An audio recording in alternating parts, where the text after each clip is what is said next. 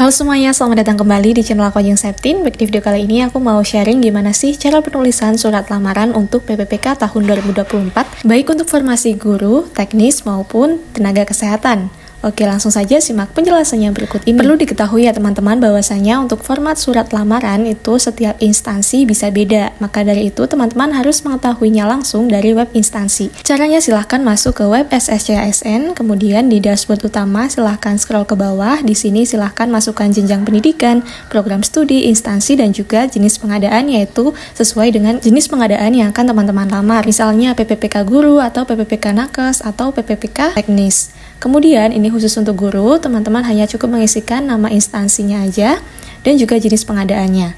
Kemudian jika sudah, silahkan klik cari, scroll ke bawah dan cari formasi sesuai dengan formasi yang teman-teman dapatkan di pendaftaran PPPK ini.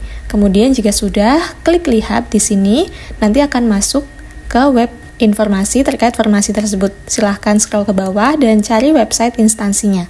Kalau sudah ketemu di sini, silahkan diklik. Kemudian akan masuk ke dalam website instansi.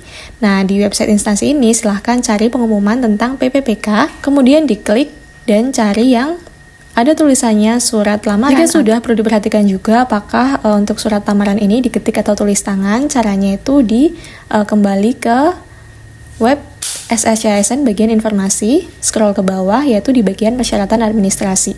Apabila di sini disebutkan entah itu ketik atau tulis tangan, maka harus sesuai dengan ketentuan itu. Cuma kalau misalkan tidak dituliskan, silahkan bisa diketik dengan cara menyalin ulang format penulisan surat lamaran yang ditampilkan oleh instansi tersebut. Jika sudah, silahkan perhatikan format surat lamaran yang teman-teman dapatkan dari web instansi tadi. Oke, dari yang pertama adalah alamat domisili. Nah, alamat domisili yang dimaksud ini merupakan alamat kabupaten atau kota tempat teman-teman tinggal. Misalnya teman-teman itu tinggal di Kabupaten Semarang, silahkan tuliskan Semarang, tanggalnya silahkan. Kalau misalkan tanggalnya itu cuma terdiri dari satu angka, depannya dikasih 0 ya. Kemudian setelah itu penulisan bulan dengan menggunakan huruf kapital di awal hurufnya. Setelah itu tahunnya. Kemudian ke bawah ini jangan dihapus ya teman-teman, yang bagian kepada YTH Bupati Semarang di Ungaran gitu. Jangan dihapus, intinya teman-teman tidak boleh menghapus atau mengganti kata yang ada di surat lamaran itu. Jadi tinggal ngisi aja, atau nanti kalau ada poin yang tidak sesuai dengan kualifikasi teman-teman atau itu petunjuk pengisian surat, itu baru boleh dihapus. Silahkan di sini isikan nama panjang. Untuk penulisannya itu disesuaikan dengan yang ada di surat ini. Nah, ini kan tidak menggunakan kapital semua ya teman-teman, maka untuk penulisan nama, tempat tanggal lahir juga disesuaikan dengan formatnya, yaitu tidak menggunakan kapital semua tetapi hanya menggunakan kapital di awal kata saja. Kemudian untuk jenis font dan juga ukuran font juga jangan diubah-ubah ya. Jadi untuk template surat ini kita tinggal ngisi aja. Next, tempat tanggal lahir yaitu tempat kota teman-teman dilahirkan, baru tanggal, bulan, dan juga tahun teman-teman lahir. Selanjutnya untuk alamat lengkap itu ditulis dari RT RW sampai dengan provinsi ya teman-teman. Next, untuk pendidikan itu diisi sesuai jenjang pendidikan dan juga jurusan atau prodi sesuai dengan yang di ijazah teman-teman itu. Selanjutnya, nomor HP atau telepon itu boleh diisikan nomor HP yang bisa lewat SMS atau WhatsApp.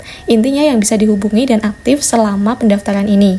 Yang selanjutnya adalah alamat email. Alamat email ini merupakan alamat email yang teman-teman gunakan untuk mendaftar akun SSCASN kemarin. Yang selanjutnya ada kelompok jabatan, itu terkait dengan jenis formasi yang teman-teman lamar, misalkan PPPK guru atau teknis atau nakes.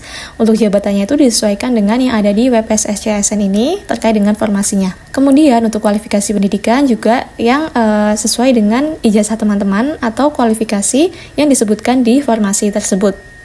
Next, yang selanjutnya adalah penulisan tanda tangan dan juga materai atau imaterai. Kalau teman-teman menggunakan materai tempel, itu tanda tangannya nyentuh materainya ya. Cuma kalau misalkan teman-teman menggunakan imaterai, tidak menyentuh gitu.